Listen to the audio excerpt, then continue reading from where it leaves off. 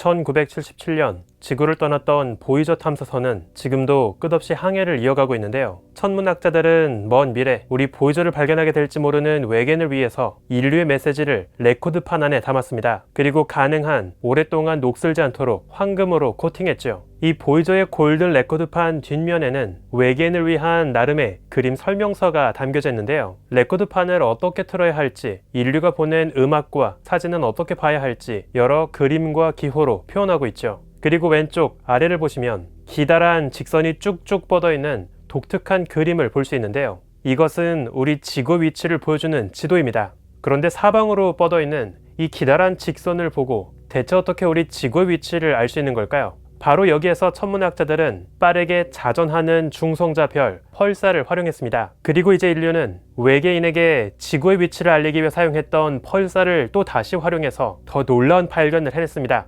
지구 주변 우주 시공간 전역에 퍼져있는 중력파의 잔잔한 떨림을 포착했죠. 더 놀라운 건 이번에 발견한 이 중력파는 앞서 라이거를 통해 검출되었던 중력파와는 완전 다르다는 겁니다. 어쩌면 이번에 새로 발견된 이 우주 배경 중력파는 우주 전역에 숨어있는 암흑의 존재, 심지어는 그동안 검증 자체가 불가능할 거라 이야기했던 새로운 물리학 이론의 실마리가 숨어있을지도 모릅니다. 우주먼지 현타임즈, 최근 대대적인 중대 발표로 세계가 떠들썩했던 우주 배경 중력파에 대한 이야기를 소개합니다.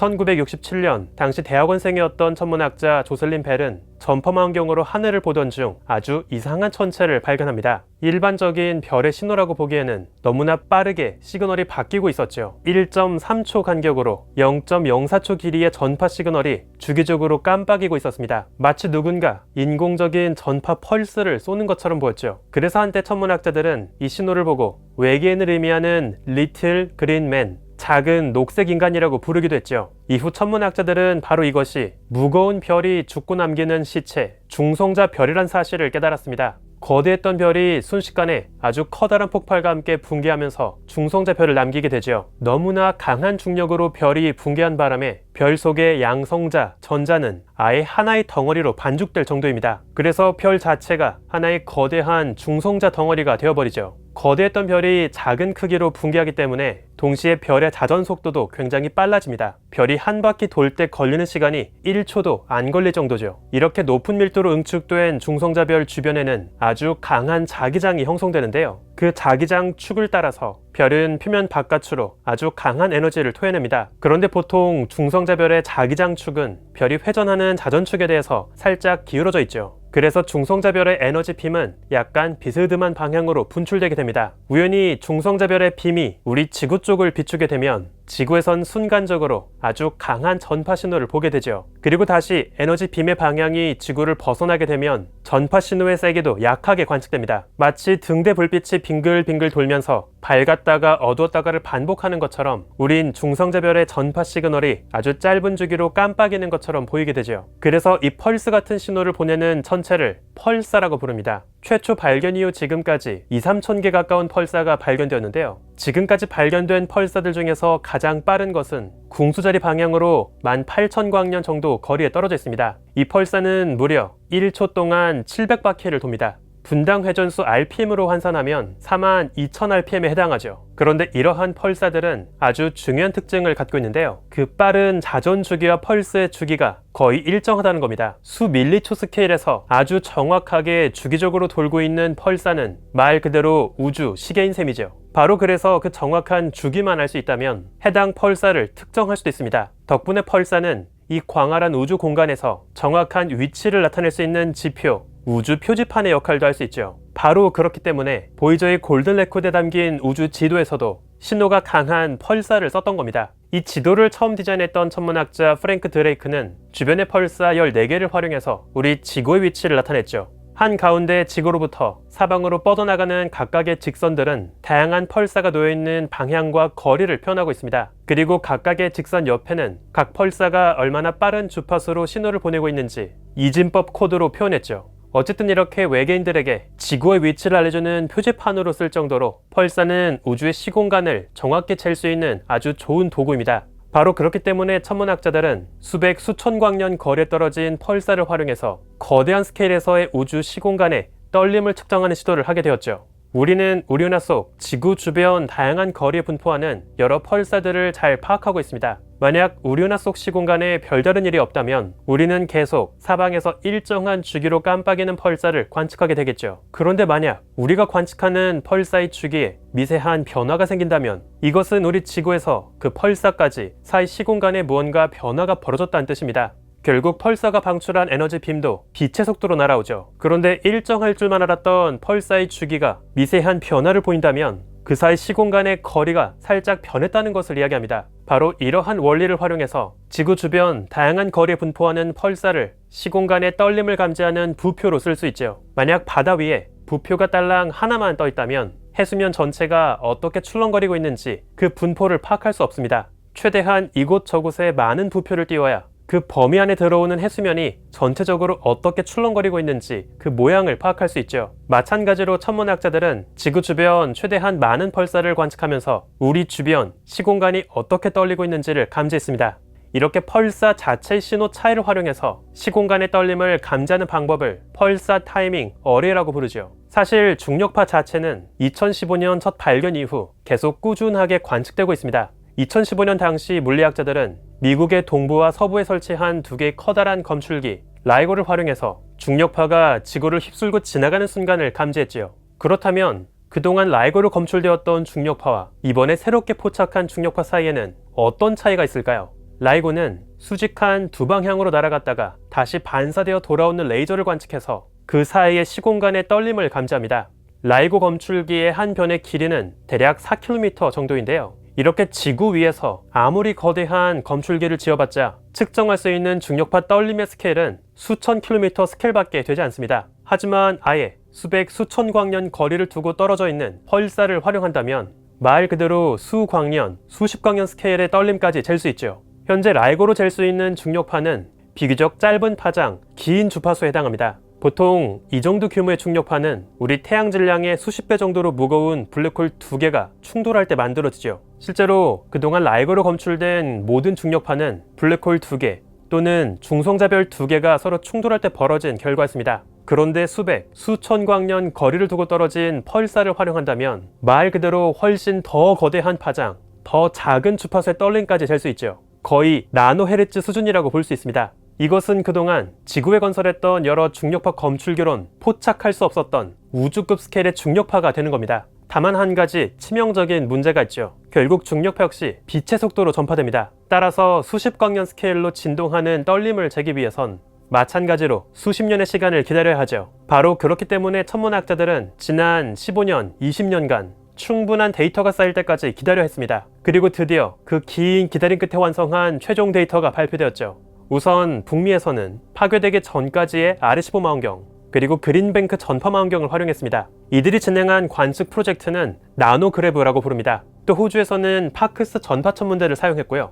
아시아에서도 인도 자이언트 미터 라디오 텔레스콥 GMRT와 중국에서 건설한 세계 최대 규모 500m 크기의 대형 전파 망원경까지 동원되었죠. 이렇게 세계 각재 망원경들이 총 동원되어서 펄사 타이밍 어레이 관측이 진행되었습니다. 그렇다면 천문학자들은 대체 무엇을 보려고 했던 걸까요? 지구에서 사방에 분포하는 여러 펄사들의 시그널이 얼마나 딜레이되어 보이는지를 관측한다고 생각해 보겠습니다. 만약 중력파가 휩쓸고 지나가지 않는다면 각각의 펄사 시그널은 전혀 딜레이가 없겠죠. 임의로 두 방향의 펄사를 아무렇게나 고른다 하더라도 각각의 시그널이 딜레이가 되는 정도에는 아무런 관계가 없을 겁니다. 그런데 만약 일관되게 진동하는 중력파가 휩쓸고 지나간다면 아주 뚜렷한 차이가 생깁니다. 두 펄사 사이의 거리에 따라서 각각의 펄사의 시그널이 딜레이되는 정도가 차이가 생기죠. 거의 같은 방향에서 보이는 두 펄사를 고른다면 둘은 거의 비슷한 정도로 딜레이가 되어 있을 겁니다. 이처럼 인접한 펄사끼리의 관계함수는 더 크게 보이겠죠. 반대로 거의 90도 방향에 놓여있는 두 개의 펄사를 고른다면 두 펄사에서 딜레이가 보이는 정도는 훨씬 다르게 보일 겁니다. 이러한 경우 두 펄사 사이의 관계함수는 훨씬 약하게 보이겠죠. 지구에서 봤을 때 두 펄사까지의 방향의 각도 차이에 따라 각 펄사끼리의 관계함수가 어떻게 변하는지를 그려보면 아주 부드러운 곡선의 형태를 그리게 됩니다. 천문학에선 이것을 헬링스 다운 코릴레이션이라고 부르는데요. 아인슈타인의 상대성 이론으로 자연스럽게 만들어지는 결과죠. 그리고 놀랍게도 세계 각재 망원경으로 15년, 20년간 관측한 데이터를 모아본 결과 모두 동일한 결과를 보여주었습니다. 놀랍게도 우리 지구 주변 우주 시공간에는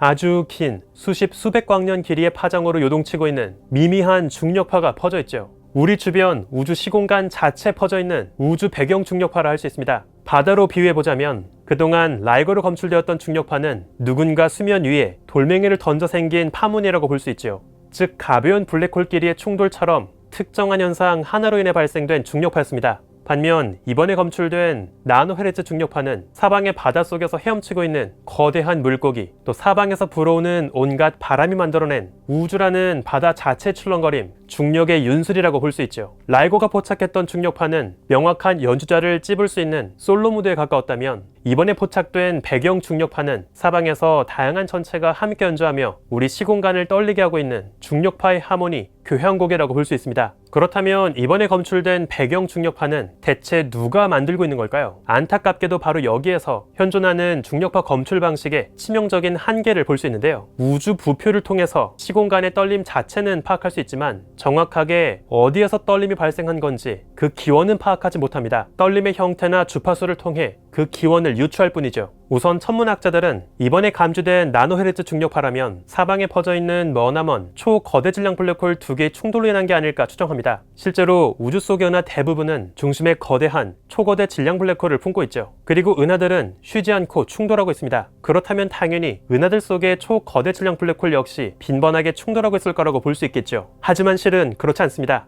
라이거가 포착했던 가벼운 항성 질량 블랙홀끼리의 충돌과 달리 은하 중심 초거대 질량 블랙홀끼리의 충돌에 대해선 사실 아직도 제대로 밝혀지지 않았습니다. 처음엔 초거대 질량 블랙홀 두 개가 서로의 중력에 끌려서 천천히 다가가죠. 그 과정에서 각각의 거대 블랙홀은 각 은하 안에 분포하고 있던 별들을 복잡한 상호작용으로 밖으로 날려버리기도 합니다. 그런데 재밌는 건 오히려 두 개의 초거대 질량 블랙홀이 수광년 이내로 바짝 접근하게 되면 이젠 더 이상 각 블랙홀의 에너지를 줄일 만한 요인이 없어지게 됩니다. 결국 둘은 일정한 거리를 두고 서로의 곁을 맴돌기만 하죠. 끝내 초거대 질량 블랙홀이 충돌하지 않을 수도 있다는 이 파라독스를 천문학에서는 파이널 파색 프로블럼, 마지막 파색 문제라고 부릅니다. 그리고 실제로 지금까지도 초거대 질량 블랙홀끼리의 충돌이 실제 관측된 적은 거의 없죠. 따라서 이번에 감지된 우주 배경 중력파가 단순히 사방에서 벌어지는 초거대 질량 블랙홀끼리의 충돌이라고 보기엔 어려운 부분이 있습니다. 그렇다면 대체 이 우주 배경 중력파,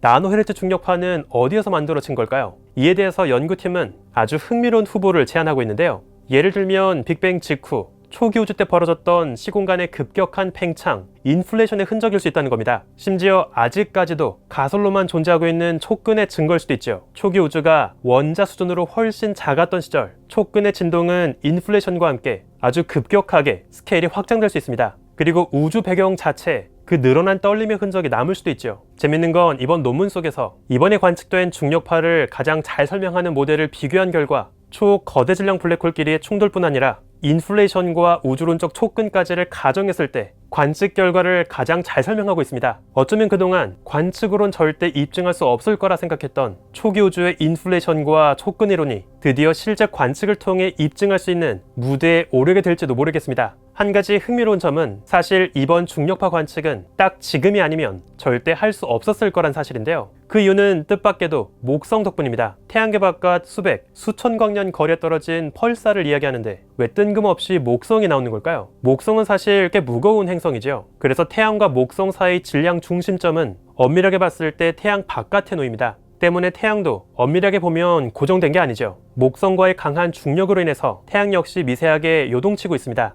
그런데 태양의 위치 자체가 요동친다는 건 결국 우리 관측자, 지구의 위치도 변한다는 뜻이죠. 따라서 이러한 효과를 고려하지 않으면 펄사의 시그널이 얼마나 딜레이되어 보이는지 정확한 관측을 할 수 없습니다. 마침 정말 운 좋게도 현재 목성 곁을 지키고 있는 탐사선 주노가 있죠. 이 주노 탐사선 덕분에 목성의 정확한 위치를 파악할 수 있습니다. 덕분에 아주 정확한 펄사 타이밍 어레이가 가능했죠. 만약 현재 목성 곁을 지키는 탐사선이 없었다면 이 정도로 정밀한 분석은 불가능했을 겁니다. 수백, 수천 광년 거리에 떨어진 펄사를 관측하기 위해서 천문학적으로는 전혀 상관없어 보이는 코앞의 목성을 고려한다니 정말 최대한 정밀하고 정확한 관측을 위해서 고민하고 있는 천문학자들의 집념과 놀라움을 엿볼 수 있습니다. 과연 앞으로 수십 년 더 이어지게 될 추가 관측을 통해서 우주 전역에 퍼져 있는 더 미미한 중력파도 감지할 수 있게 될까요? 그동안 영원히 이론으로만 남아있을 거라 생각했던 인플레이션과 촉근의 비밀도 머지않아 천문학적 관측을 통해 확인될 수 있기를 바라봅니다. 우주먼지 엔터타임즈, 오늘은 여기서 마칩니다. 구독과 좋아요도 부탁드릴게요. 우주먼지 여러분, 감사합니다. 안녕.